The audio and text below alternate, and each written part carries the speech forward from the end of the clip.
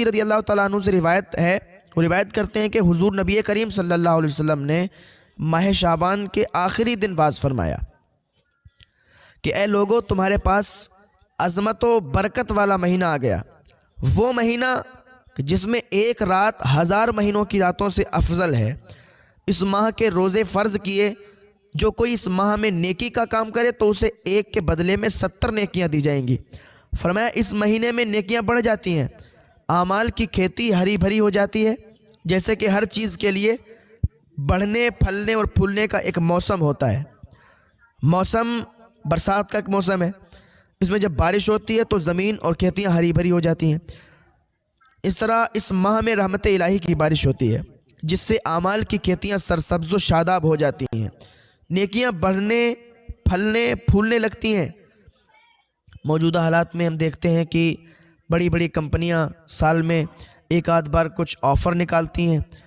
دیکھیے موبائل کمپنیاں جو ہیں کچھ اسکیمیں اور آفرز نکالتی ہیں کہ 70 کا بیلنس کرواؤ، 80 کا بیلنس کرواؤ تو 90 ملے گا، 70 کا کرواؤ گے تو 80 ملے گا، 90 کا کرواؤ گے تو 100، یا اسی طریقے کی جو بھی آفرز ہوتے ہیں نکالتے ہیں۔ تو ان تجارتی آفرز سے فائدہ اٹھانے میں ہر کوئی لگا ہوا ہے، مگر افسوس ہے کہ ہم اس شاندار اور عظیم خدائی آفر سے بے خبر ہوتے ہیں جو اللہ رب العزت کی جانب سے ہمیں رمضان کی شکل میں عطا کیا گیا ہے۔ اس مہینے میں ہر اچھے کام کا اجر و ثواب صرف 2 گنا ہی نہیں بلکہ 70 گنا بڑھا دیا جاتا ہے، 70 گنا بڑھا دیا جاتا ہے، اور اس سے بھی زیادہ اگر اللہ چاہے تو ایک کے بدلے میں 700 اجر و ثواب عطا فرمائے۔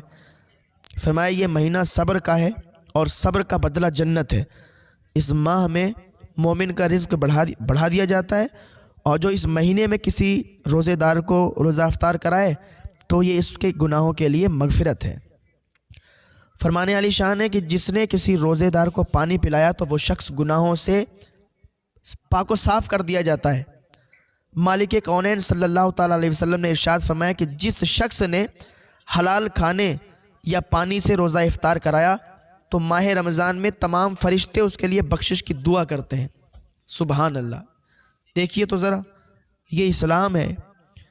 اور حضور فرماتے ہیں یہ وہ مہینہ ہے کہ جس کا پہلا عشرہ 10 دن رحمت کا ہے، اور دوسرا عشرہ 10 دن مغفرت کا ہے، اور تیسرا عشرہ جو ہے آخری والا عشرہ 10 دن کا عشرہ ہوتا ہے تو یہ جہنم سے آزادی کا ہے۔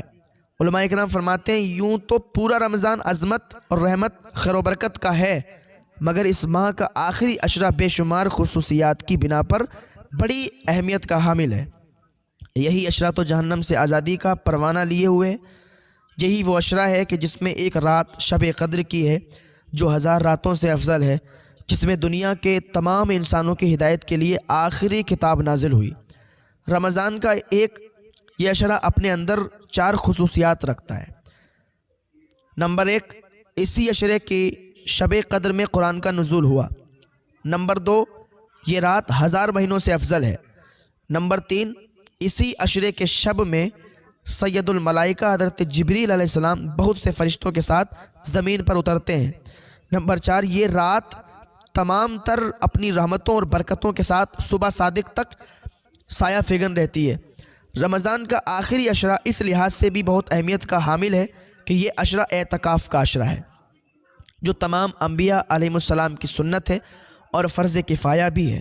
اگر پورے شہر یا بستی میں سے کوئی ایک آدمی اعتکاف میں بیٹھ گیا تو تمام لوگ بری ذمہ ہیں، اور اگر نہیں بیٹھا تو سب گناہ گار ہوئے۔ حدیث پاک میں ہے کہ قیامت کے دن ایک گناہ گار دوزخ میں ڈالا جائے گا تو جہنم کی آگ اسے دور بھاگے گی۔ داروغہ جہنم حضرت مالک کہیں گے کہ دوزخ کی آگ تو اسے کیوں نہیں پکڑتی اور کیوں نہیں جلاتی؟ آگ عرض کرے گی میں اسے کیوں کر پکڑوں، اس کے منہ سے تو روزے کی بو آتی ہے۔ اے ہے حضرت مالک اس گنہگار سے پوچھیں گے کہ تو روزہ دار مرا تھا؟ وہ کہے گا جی ہاں۔ فرمایا تبھی تو جہنم کی آگ نہیں جلاتی ہے۔ قیامت میں رمضان اور قرآن روزے دار کی شفاعت کریں گے۔ پتہ ہے رمضان اللہ کی بارگاہ میں کہے گا میں نے اسے دن میں کھانے پینے سے روکے رکھا تھا، اور قرآن عرض کرے گا اے میرے پروردگار میں اسے رات میں تلاوت قرآن اور تراویح کے ذریعے سونے سے روکے رکھا تھا۔ اللہ تعالیٰ رمضان اور قرآن کی شفاعت قبول کرے گا اور روزے دار کی بخشش کرے گا اور جنت عطا فرمائے گا۔